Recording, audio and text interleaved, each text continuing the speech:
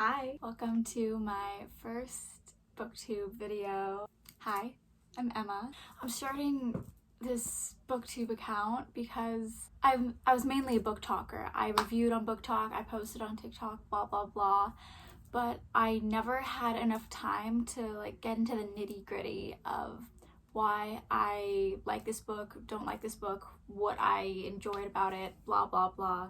Today I'm going to be talking about the last two books that I've read, both by Emily Henry. We have People We Meet on Vacation and Beach Read. I've actually had Beach Read longer than I've had People We Meet on Vacation, but I read People We Meet on Vacation before Beach Read. So let's get into it. People We Meet on Vacation. I read this as a buddy read with my friend that I met on Book Talk, Jessie. Hi Jessie, if you're out there. I finished this a day before I started reading Beach Read. I think I finished this, I finished it within the last week.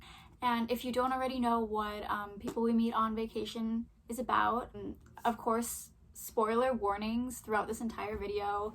That should be pretty self-explanatory. Basically, People We Meet on Vacation is about Poppy and Alex. They've been best friends since college. Total opposites.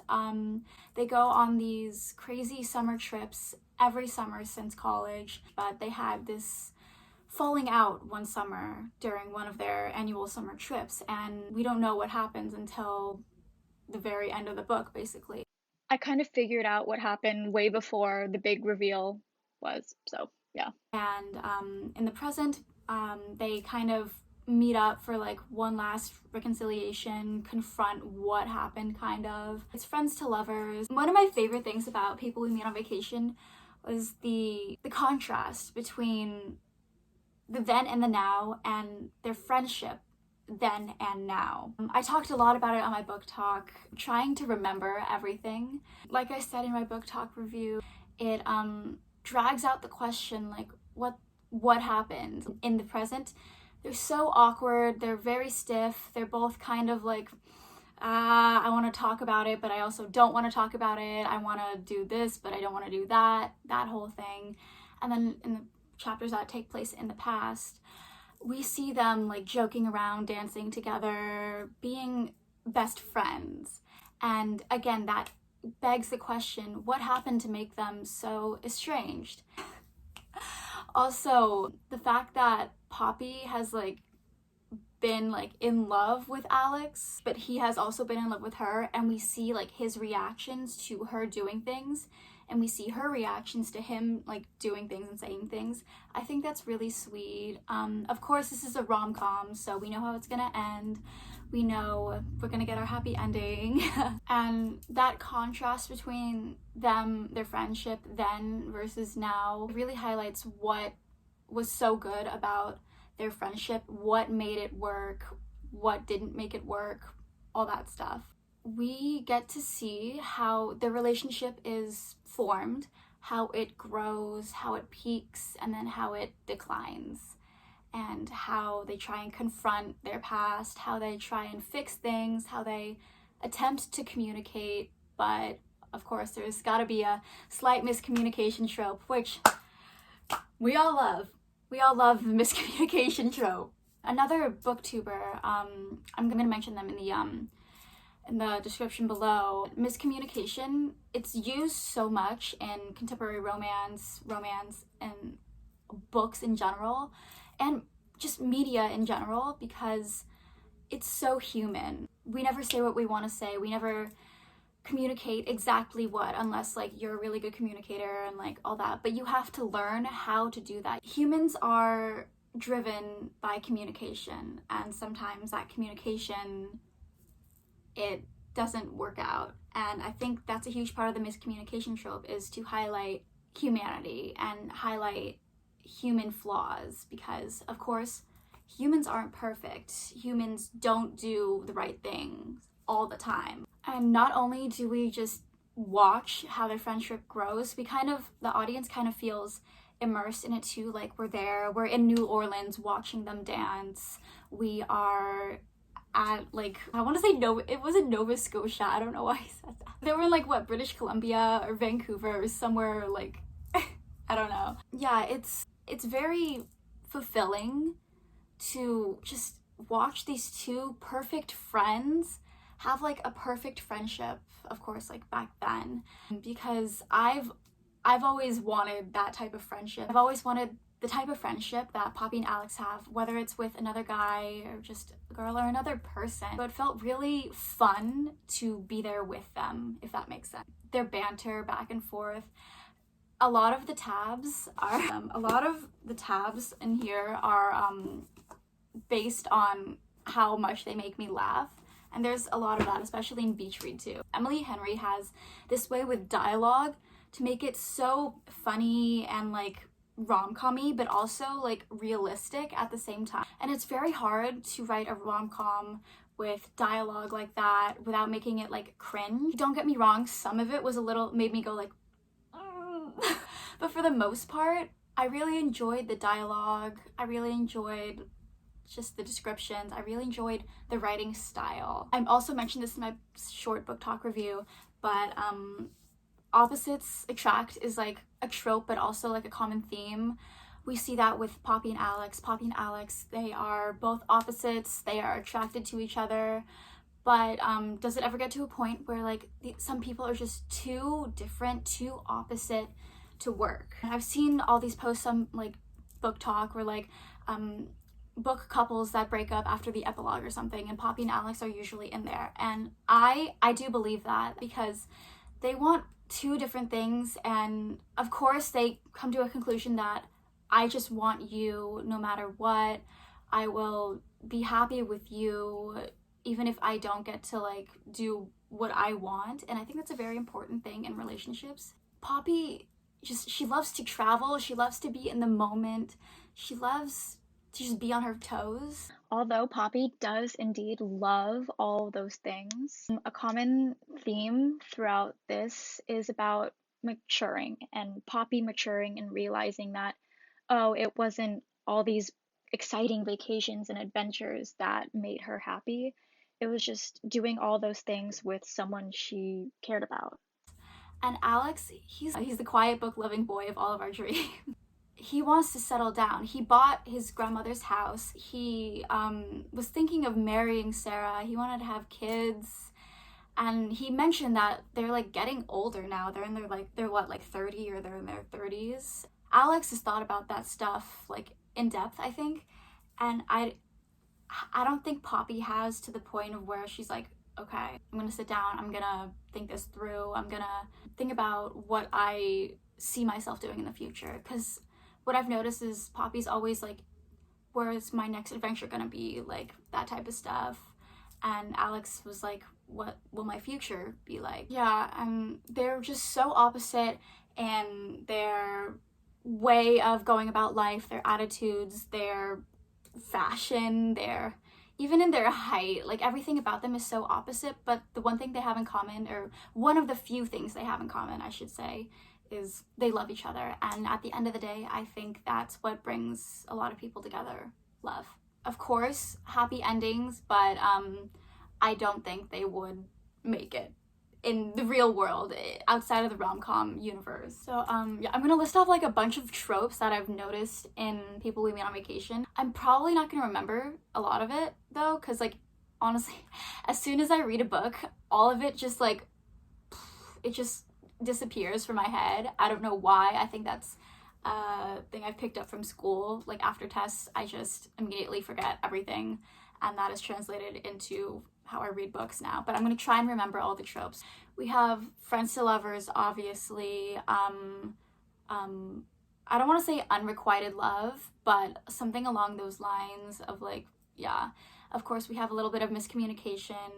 I don't think miscommunication is necessarily a trope, but it's a common theme used. We have like forced proximity, drunken hookup, I guess, one bed trope.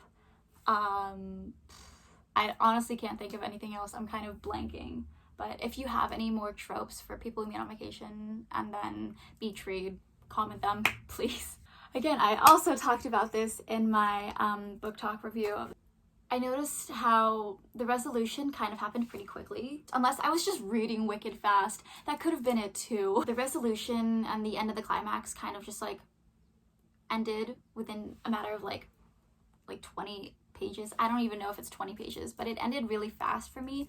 I would have loved to see that drama drag on, like when he like rejects her, when she goes to the bar to like say I love you, I don't care, blah blah blah. I would have loved to see that drag out more. I would have loved to see more like her just like having a breakdown. I don't know. I don't want to see people have breakdowns, but like the drama. I feel bad saying it, but I love drama.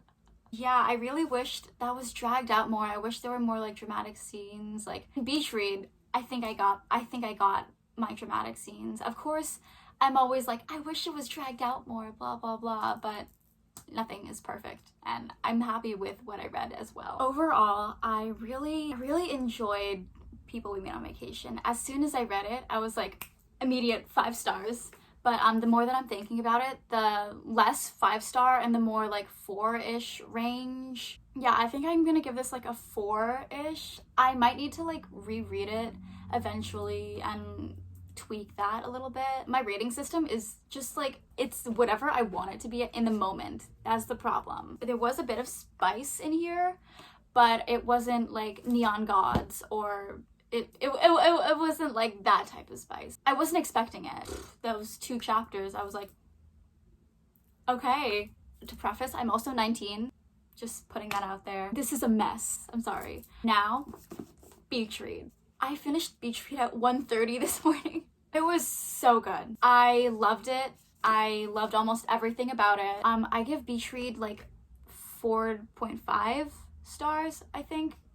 Yeah, 4.5. I was only tabbing for 3 things, but of course I went overboard. So if you don't know what beach read is about, basically it follows January Andrews. She recently lost her dad. She's moving his stuff out of his like beach house where he lived with his mistress. The first part kind of took me by surprise because People We Meet on Vacation was such like a bright, like it wasn't like a deep thing, and I read People We Meet on Vacation first, so I wasn't expecting like darker themes, but I wasn't expecting like such serious themes in beach read because I just assumed rom-com, you know. But in most rom-coms there are serious themes, which I'm glad there are. So January, she moves to her dad's like beach house, and her neighbor turns out to be her college rival Augustus Everett, and it turns into like a rivals to lovers whole thing. They kind of like make it a competition to see who could write the best, or who could finish their book the fastest, or something like that. Gus, he's like I think they mention it in here, he's like a nihilistic writer, she's a rom-com writer, so they switch genres. Of course, they end up falling in love. And I also just want to point out, this is not like an enemies to lovers. One of my icks in the book community is that how people get like enemies to lovers mixed up with rivals to lovers. And I've talked about this on my book talk as well. I'm so sorry. I keep plugging my book talk. Yeah, enemies to lovers and rivals to lovers, they're not the same thing. But I do believe enemies to lovers is like the umbrella, and then there's rivals to lovers coming under it. It could be vice versa, but I believe it's that way. And rivals to lovers, beach read is a good example because they're not like Gus and January, they're not enemies. They don't hate each other to the point of killing each other. They've always been in competition with each other, and that competition kind of stemmed a dislike for one another. When they described Gus, like, I know I shouldn't laugh, but initially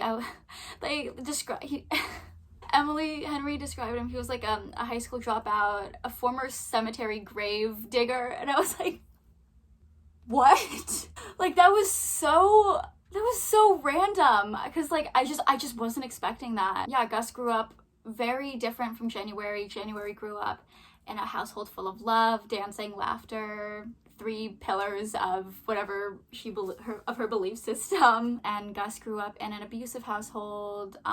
His parents died. He had to step up and act older than he should have. Then he should have had a childhood. January had a childhood.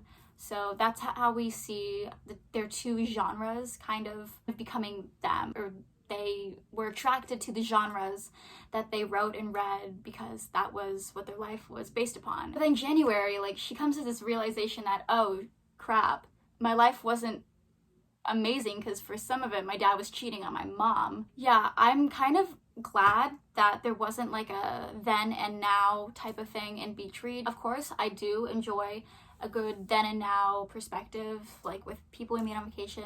Ninth House has that. There's another book that I just thought of, but whatever.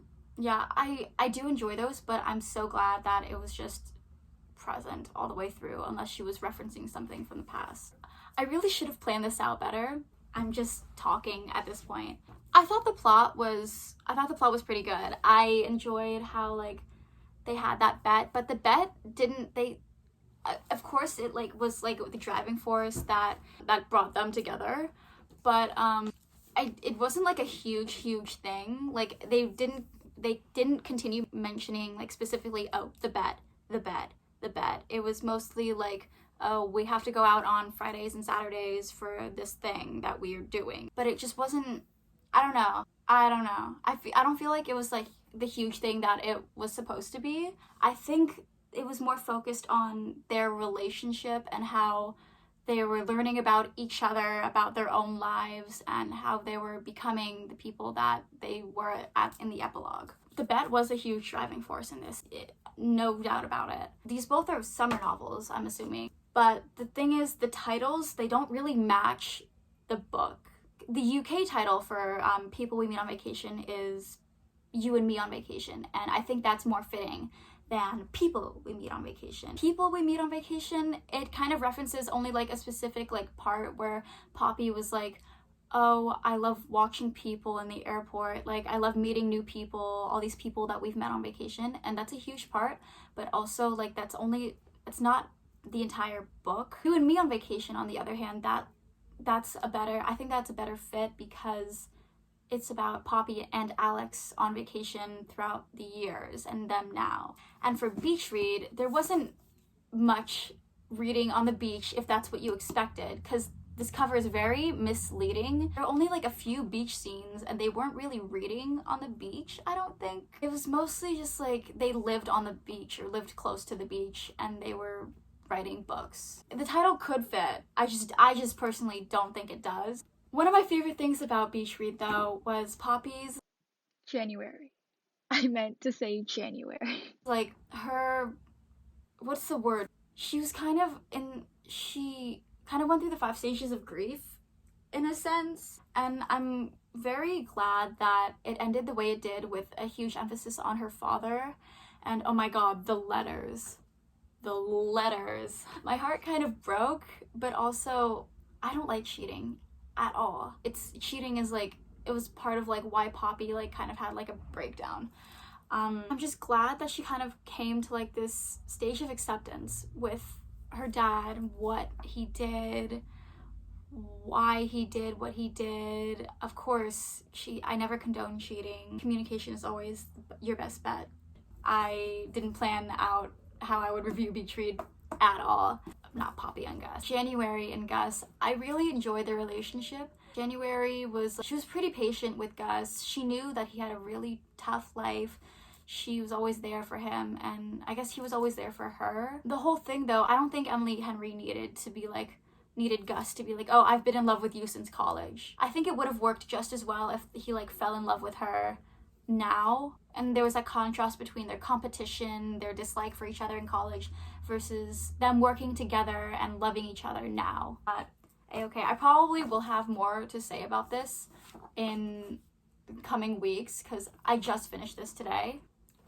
I really loved this. It was so funny. I've never laughed like out loud like I have when I read Beach Read. Most of my tabs are for whenever I literally laughed out loud, not when it like made me smile, when it made me go like, I think there was like more spice in this than People We Meet on Vacation, or there was an equal amount. I can't really gauge it properly. Since I read People We Meet on Vacation first, I was like expecting a little something, and I'm glad that it was in here because I think it added a whole nother like element to the book. We get to see like Gus, he's always like hooked up with people, he's always like had sex, but he's never been like intimate with someone like he is with January. Like, we see him vulnerable, he let his guard down, all that stuff. I think that was very important. I'm gonna try to list a few tropes that I remember. I finished this like early this morning. I should remember. So we have rivals to lovers, of course, and second chance romance. I don't want to say, because they weren't like romantically involved, but I guess for Gus it's a second chance romance. Forced proximity. I don't think there's miscommunication that much in this. I don't know. Those are all I could think of at the top of my head. I think I'm just too excited about this video. Thank you so much for watching. Follow my socials. Don't be afraid to like email me something like funny, or like if you just want to talk, or like you can DM me, all that stuff. Bye. See you next time.